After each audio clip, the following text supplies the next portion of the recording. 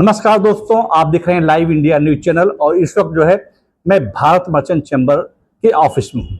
और वजह यह है कि आज यहाँ पर जो है दीपावली मिलन समारोह का आयोजन किया गया है। और मेरे साथ महाराष्ट्र के cabinet minister textile Sanjay ji हैं। उनसे जानने की कोशिश करते हैं। सर, मैं आपका पूरा स्पीच बड़े ध्यान से सुना, क्योंकि टेक्सटाइल इंडस्ट्री को लेकर के मैं भी दुखी था, क्योंकि इनको जो है इंटरनेशनल लेवल से कंपटीशन का सामना करना पड़ता है बड़े बड़े ब्रांडों से। लेकिन आपने जो पॉलिसी की घोषणा की, उससे तो इनको नया ऑक्सीजन मिल गया।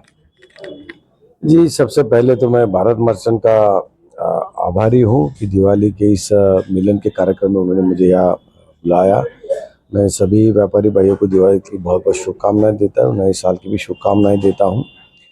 और सभी से यही कहना चाहूँगा कि डरने की कोई बात नहीं है। हमारा देश बहुत बड़ा है, 140 करोड़ लोग हैं हम। और किसी देश ने कोई बैन डाल दिया, कोई टैरिफ बढ़ा दिया, इसका मतलब ये नहीं कि वो अकेला देश है जिससे हम व्यापार करें। और कई देश है जिनके साथ व्यापार कर सकते हैं, और कई देशों ने व्यापार खोल भी दिए है। हमारे देश के पंतप्रधान जो है, पूरे वर्ल्ड का भरोसा उनके ऊपर है, तो बाकी कई देशों ने व्यापार खोल दिया। तो हमने इसके पहले भी कई एसोसिएशन के साथ मीटिंग की। सभी एसोसिएशन ने ये डर जरूर लगा सबको शुरू में, लेकिन बाद में जब हौसला दिया सबको, तो सबने ये बात मानी है कि हाँ, हम बाकी और कंट्रीज के साथ हमारा बिजनेस बढ़ा देंगे। और एक कंट्री ने नहीं लिया हमसे, कोई बात नहीं, हम दूसरी कंट्री के साथ और एडजस्ट कर लेंगे। 1-2 महीने की तकलीफ हो जाएंगे हमें।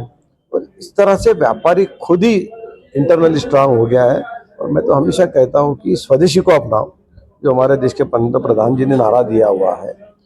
हमारी चीजें हम खुद ही कंज्यूम कर ले भारत में, तो खुद ही अपने कस्टमर ही इतने 140 करोड़ जनता, और कहाँ मिलेगी आपको? इतने बड़े कस्टमर आपको कहीं मिलने वाले नहीं।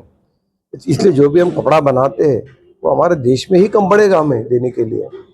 कोई बात नहीं है, वो नहीं लेते तो हमारे देश में खुद कंज्यूम कर लेंगे हम।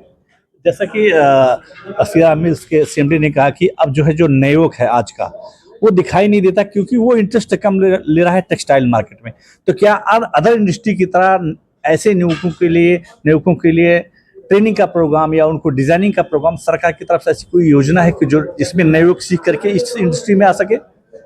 योजना तो सभी है। नवयुवक न आने की एक वजह यह है कि पहले खास करके मुंबई में वस्त्रोद्योग इतना बड़ा फल रहा था, उस वक्त टेक्नोलॉजी कम थी। बाकी देशों में भी टेक्नोलॉजी नहीं थी और अपने यहाँ भी कम थी, तो मैनुअल काम ज़्यादा होते थे। आज भी टेक्सटाइल डिपार्टमेंट ऐसा है कि जिसमें मैनुअल काम ज़्यादा होता है, लेकिन पहले तो बहुत ही ज़्यादा मैनुअल काम होता था। और इतना मैन पावर ये भारत के पास में ही था, इंडिया में ही था और मुंबई में भी था। इसलिए सब बहुत अच्छा व्यापार कर रहे थे, सब अच्छा कारोबार सबका हो रहा था। लेकिन टेक्नोलॉजी है वो अपग्रेड होती जा रही है, और अभी ऐसी टेक्नोलॉजी आ गई है कि दिन ब दिन लेबर कम लगते जा रहे हैं उसमें। फिर भी लेबर लगी रहे, लेकिन टेक्नोलॉजी के सहारे लेबर कम होने की वजह से जो पुरानी टेक्नोलॉजी से हम बनाते हैं वो अभी ज़्यादा सस्टेन नहीं कर पा रही है। इसलिए हमारे व्यापारी कहीं ना कहीं पीछे रह रहे हैं। जैसे आप देखेंगे चाइना की टेक्नोलॉजी आज कहाँ के कहाँ, उनका जो मशीन का स्पीड है वो कहाँ के कहाँ बढ़ रहा है, और आज भी हमारे उसके 25% की स्पीड में भी नहीं है। हम इस तरह की मशीनरी हमारे पास है, तो हम कहाँ तक उनसे मुकाबला कर पाएंगे? इसलिए टेक्नोलॉजी के साथ हमें अगर जाएंगे, नवयुवकों को हम बताएंगे कि ये नई टेक्नोलॉजी आप अडॉप्ट करो, तो ज़रूर उनको पता चलेगा ये टेक्नोलॉजी के बारे में, तो वो ज़रूर इसमें आएंगे।